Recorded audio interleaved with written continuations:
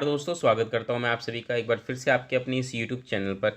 हाल ही में दोस्तों अपोजिशन ने ये अनाउंस किया है कि वो जो प्रेजेंट गवर्नमेंट है उसके अगेंस्ट नो कॉन्फिडेंस मोशन लाने जा रही है। इससे पहले भी 2018 में अपोजिशन जो मोदी गवर्नमेंट है उसके अगेंस्ट नो कॉन्फिडेंस मोशन लेकर आई थी, लेकिन वो मोशन पास नहीं हो पाया था। और फिर से जो है अपोजिशन वो नो कॉन्फिडेंस मोशन लाने जा रही है। उनका मेन कहना ये है कि मणिपुर जो वायलेंस हुआ है उसको लेकर वो पीएम मोदी से जवाब मांग रहे हैं और इसीलिए वो जो नो कॉन्फिडेंस मोशन है वो लेकर आएंगे लोकसभा में।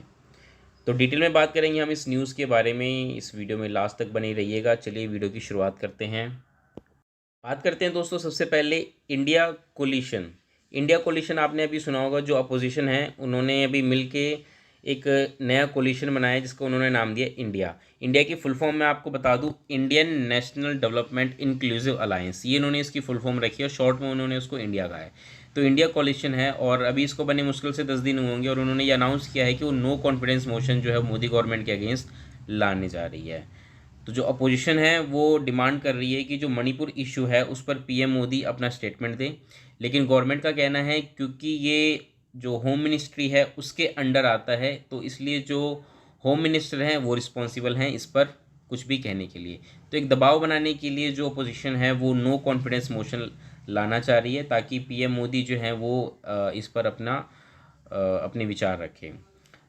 और अगर हम बात करें ये जो मोशन है, ये जो कांग्रेस के एमपी हैं गौरव गोगोई वो लेकर आ रहे हैं और लोकसभा स्पीकर जो हैं ओम बिरला वो भी उन्होंने अलाउ कर दिया है इसके लिए। पहले दोस्तों हम बात कर लेते हैं कि नो कॉन्फिडेंस मोशन होता क्या है। नो कॉन्फिडेंस मोशन जो इंडियन कॉन्स्टिट्यूशन है उसके आर्टिकल 75 में ये कहा गया है कि जो काउंसिल ऑफ मिनिस्टर्स होते हैं वो कलेक्टिवली रिस्पॉन्सिबल होते हैं लोकसभा के लिए। यानी कि लोकसभा के लिए जो काउंसिल्स ऑफ मिनिस्टर हैं जो कि एक गवर्नमेंट बनाते हैं वो रिस्पॉन्सिबल होते हैं लोकसभा के लिए। और अगर ऐसा नहीं होता है तो उनके अगेंस्ट नो कॉन्फिडेंस मोशन लाया जा सकता है। ध्यान रहे ये मोशन ऐसा नहीं है कि किसी का भी मन किया और वो मोशन लेकर आ गया कि भाई मुझे सरकार जो काम कर रही है मैं उससे संतुष्ट नहीं हूँ, मैं उनके खिलाफ नो कॉन्फिडेंस मोशन लाना चाहता हूँ, ऐसा नहीं होता। इसके लिए कम से कम आपको 50 मेंबर्स का सपोर्ट होना बहुत ज़रूरी है। अकेला सिंगल पर्सन अगर वो चाहे तो ऐसा नहीं कर सकता। और अगर मोशन ये पास हो जाता है तो गवर्नमेंट को फिर रिज़ाइन भी करना पड़ता है, इसका आप ध्यान रखिएगा। अगर हम बात करें कि कौन ये मोशन पास कर सकता है, नो कॉन्फिडेंस मोशन कौन पास कर सकता है, मतलब पास तो नहीं, मतलब कौन इनिशिएट कर सकता है, शुरुआत कौन कर सकता है, तो कोई भी मेंबर हो लोकसभा का वो मूव कर सकता है नो कॉन्फिडेंस मोशन। और ध्यान रखना है कि ये जो नो कॉन्फिडेंस मोशन है ये सिर्फ लोकसभा में ही आप मूव कर सकते हैं। यानी कि जो लोकसभा के मेंबर हैं वही सिर्फ मूव कर सकते हैं, राज्यसभा के मेंबर नहीं कर सकते। ऐसा इसलिए है क्योंकि जो राज्यसभा, अगर आप को स्ट्रक्चर पता हो राज्यसभा कैसे बनती है, जो भारत के जितने भी राज्य हैं उसमें से जो एमएलएज होते हैं वो चुनकर आते हैं और वो राज्यसभा में पार्टिसिपेट करते हैं। लेकिन जो लोकसभा होते हैं उसमें डायरेक्ट इलेक्शन होता है और जो एमपीज़ होते हैं, जो एमपीज़ चुने जाते हैं वो लोकसभा में पार्ट लेते हैं। तो अगर गवर्नमेंट के अगेंस्ट नो मोशन लाना है तो लोकसभा में ही लाया जा सकता है, राज्यसभा में नहीं लाया जा सकता। और जैसा कि मैंने पहले बताया मिनिमम 50 मेंबर्स का सपोर्ट होना बहुत ज़रूरी है। अब बात करते हैं कि आखिर ये मोशन कैसे मूव किया जाता है। तो सबसे पहले जो भी इसको लाना चाहता है वो अकेला तो नहीं, उसके साथ 50 पर्सन्स जो हैं वो एग्री करेंगे कि हम ये मोशन लाना चाहते हैं, और वो भी राइटिंग में और प्रॉपर उस पर साइन होंगे मेंबर्स के, और वो ये जो है इसको मूव करेंगे। और जो लोकसभा के स्पीकर होते हैं वो उनको सबमिट किया जाएगा ये जो नो कॉन्फिडेंस मोशन है, और सेम जिस दिन हाउस सिटिंग होगी उसी दिन ये काम होता है। लोकसभा स्पीकर को मोशन सबमिट करने के बाद क्या होगा कि जो लोकसभा के स्पीकर होंगे फिर वो डिसाइड करेंगे कि हमें इस मोशन पे डिस्कशन करना है या नहीं करना है। अगर मान लीजिए उसको एडमिट करते हैं डिस्कशन के लिए, तो फिर स्पीकर जो है वो डेट और टाइम भी डिसाइड करेंगे कि कब इस पर डिस्कशन किया जाना चाहिए। और स्पीकर जो होता है उनके पास पूरी अथॉरिटी होती है, वो अपने हिसाब से जो भी टाइम होता है वो डिस्कशन के लिए डिसाइड कर सकते हैं। ये सारा कुछ जो रूल्स डिसाइडेड हैं जो लोकसभा के, जो भी उनकी प्रोसीडिंग्स होती है उनके रूल्स एंड रेगुलेशंस होते हैं, उसके अकॉर्डिंग सारा काम होता है।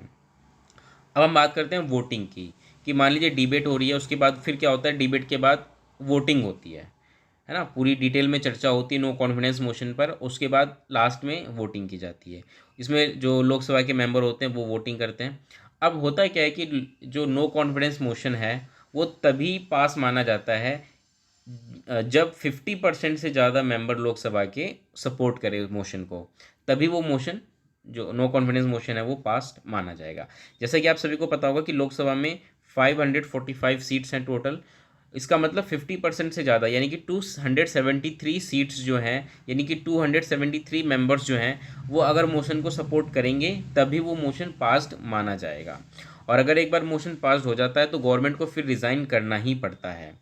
और अगर मान लीजिए मोशन पास नहीं होता है तो गवर्नमेंट जो है वो पावर में रहती है। अब एक बार हम जो करंट सिनेरियो है, जो अभी प्रेजेंट में जो गवर्नमेंट है उनके साथ क्या सिचुएशन है वो देख लेते हैं। क्या जो ये नो कॉन्फिडेंस मोशन लाया जा रहा है, क्या ये सचमुच में गवर्नमेंट के लिए कोई मतलब एक तरीके से गवर्नमेंट को इससे कोई खतरा है या नहीं। अगर हम बात करें प्रेजेंट में टोटल 543 जो मेंबर्स हैं, टोटल जो गवर्नमेंट की जो एनडीए जो गवर्नमेंट बनी है, एनडीए गवर्नमेंट, इसमें 332 मेंबर्स तो एनडीए के ही हैं सिर्फ, है ना। आप देख सकते हैं यहाँ पे लिस्ट है पूरी, इसमें बीजेपी, एसएचएस, आरएलजेपी बहुत सारे हैं, लेकिन अकेले बीजेपी ही 301 है और एनडीए की हम बात करें तो 332 है। यानी कि मेजोरिटी तो जो गवर्नमेंट के पास पहले से ही है। आपने अभी देखा होगा ना कि 273 वोटिंग कम से कम चाहिए होगी अगर मोशन को पास कराना है। लेकिन अगर हम बात करें ओपोजिशन की, तो ओपोजिशन के पास केवल 205 जो है वोट सीट्स हैं, आप कह सकते हैं 205 ही सीट्स हैं, और जो 332 है वो अकेले एनडीए के पास है। तो इस सिचुएशन में गवर्नमेंट एक सेफ साइड है। बहुत ही कम चांसेस है, बिल्कुल 99% जो है गवर्नमेंट सेफ है। 1% कुछ इधर उधर हो सकता है, अगर हो गया तो कुछ हो सकता है, वरना 99% जो गवर्नमेंट है वो सेफ है।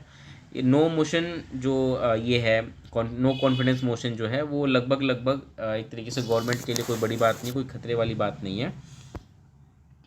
एक बार हम थोड़ा सा हिस्टोरिकल पर्सपेक्टिव भी देख लेते हैं कि हिस्टोरिकल पर्सपेक्टिव क्या रहा है। अभी तक जो नो कॉन्फिडेंस मोशन आए हैं, क्या ये पहली बार ऐसा हो रहा है, क्या इससे पहले भी जो सरकारें रही हैं उनके साथ उन्होंने भी ऐसी सिचुएशन फेस की है।